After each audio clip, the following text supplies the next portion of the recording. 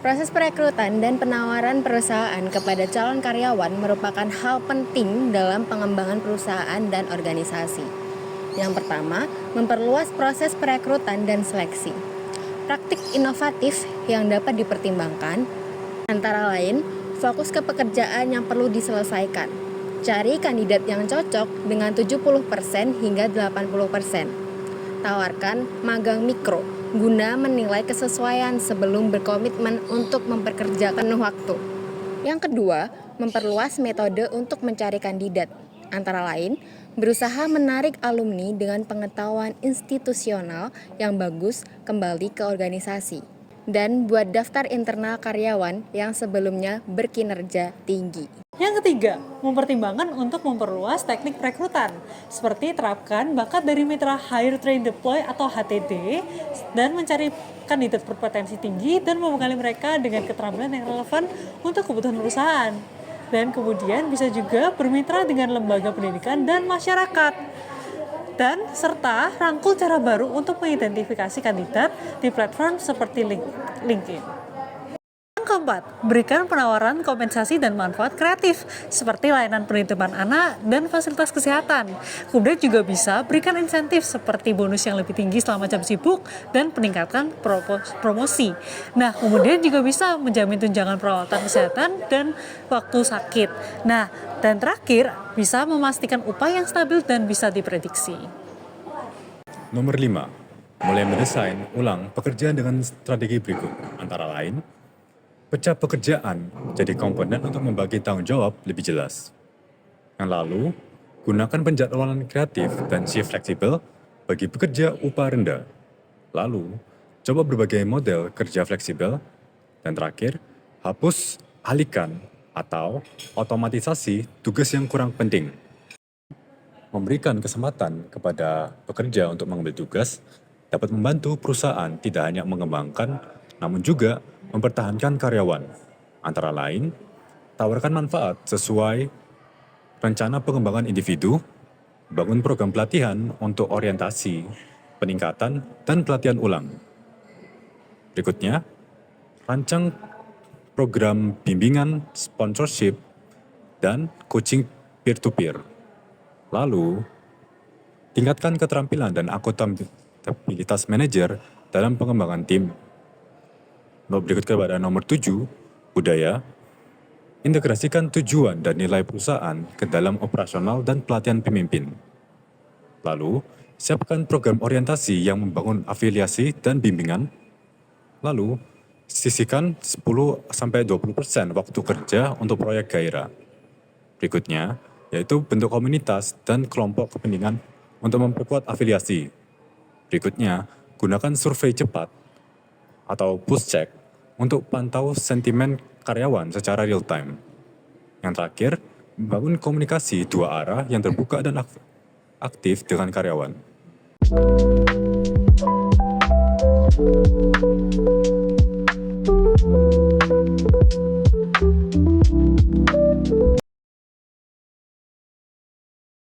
Rekrutmen merupakan proses di mana organisasi menarik orang yang sesuai dengan kualifikasi untuk melamar pekerjaan. Piramid tersebut digunakan untuk memperkirakan berapa banyak pelamar yang harus perusahaan dapatkan untuk mengisi lowongan pekerjaan yang diprediksi sehingga proses rekrutmen dapat berjalan lebih efektif.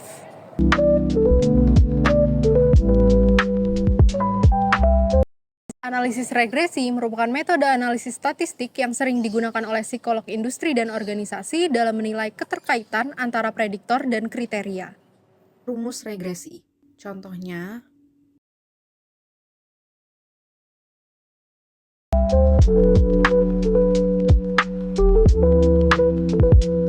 keputusan personel lebih akurat jika menggunakan lebih dari satu prediktor, terutama jika prediktor saling tidak berkorelasi, karena mereka menjelaskan aspek kriteria yang berbeda. Namun, dalam praktiknya, prediktor sering saling berkorelasi, sehingga efektivitas gabungan mereka menurun dibandingkan jika tidak saling berkorelasi.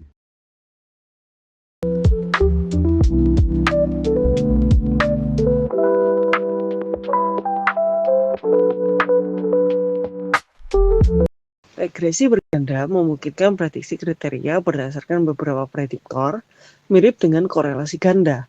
Setiap prediktor memiliki bobot berdasarkan korelasinya dengan kriteria dan prediktor lain. Prediksi dilakukan dengan menjumlahkan kontribusi tiap prediktor. Menambahkan prediktor bisa meningkatkan akurasi, tapi hanya sampai titik tertentu setelah 4-5 prediktor. Manfaat tambahan biasanya kecil karena tumpang tindih varians. Berikut macam-macam rumus regresi ganda.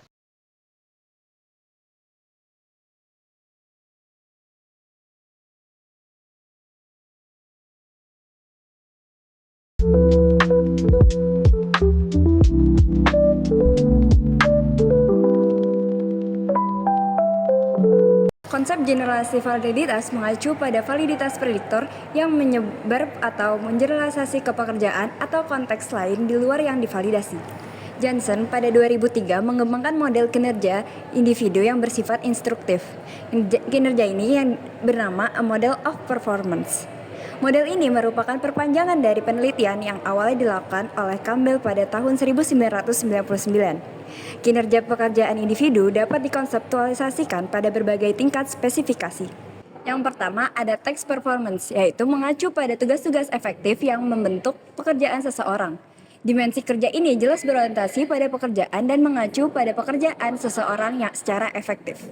Yang kedua ada citizen performance, mengacu pada keikutsertaan menjadi warga negara yang baik dan terorganisir untuk membantu membuat organisasi berjalan lebih lancar. Dan yang ketiga ada adaptive performance, yaitu dimensi performa yang menyoroti hasil dari laju perubahan yang cepat di dunia kerja dan kebutuhan karyawan untuk beradaptasi dengan lingkungan yang berubah-ubah.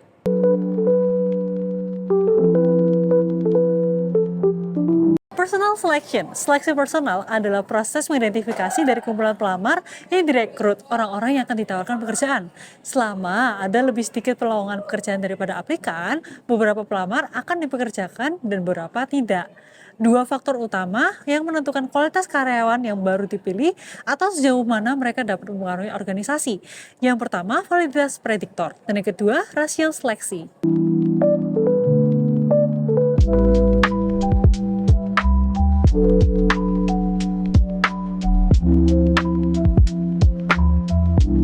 Selection decisions. Selama prediktor yang digunakan untuk seleksi memiliki validitas kurang sempurna, 1.00, selalu ada celah dalam beberapa kesalahan dalam pemilihan personel. Tujuannya selection decisions tentu saja untuk membuat kesalahan sesedikit mungkin dengan bantuan scatter plot. Kita dapat memeriksa di mana kesalahan terjadi dalam membuat keputusan seleksi.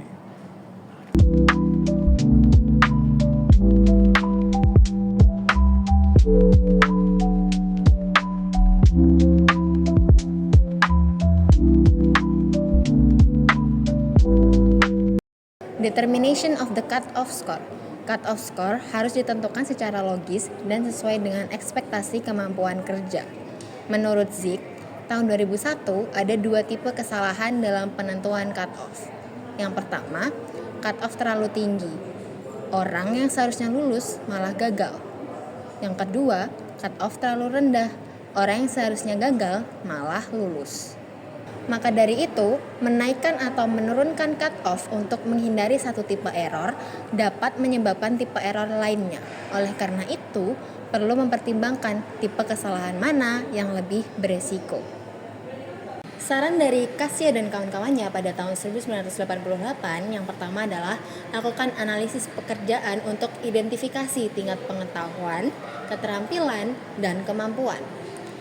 Lalu, pertimbangkan hubungan skor tes dengan kinerja.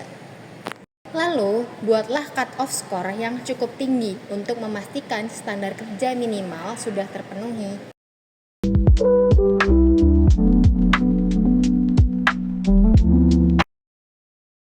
Placement and classification merupakan prosedur yang dibentuk untuk mendapatkan kecocokan paling baik antara seseorang dengan suatu pekerjaan. Placement adalah mengalokasikan orang kedua atau lebih kelompok berdasarkan skor prediktor tunggal. Classification adalah mengalokasikan orang untuk pekerjaan berdasarkan dua atau lebih faktor prediktor yang valid. Terdapat Tiga bentuk placement and classification. Yang pertama adalah the vocational guidance strategy yang bertujuan untuk memaksimalkan nilai-nilai individu dalam hal keinginan atau preferensinya. Yang kedua adalah the pure selection strategy, yaitu memaksimalkan nilai-nilai organisasi. Dalam hal ini, hanya orang yang paling berkualitas yang ditempatkan dalam suatu pekerjaan. Yang ketiga adalah the successive selection strategy. Dalam metode ini, semua pekerjaan diisi oleh setidaknya orang-orang yang berkualifikasi minimal dan mengingat pekerjaan yang tersedia. Orang-orang ditempatkan ke dalam pekerjaan yang akan memanfaatkan bakat mereka sebaik-baiknya.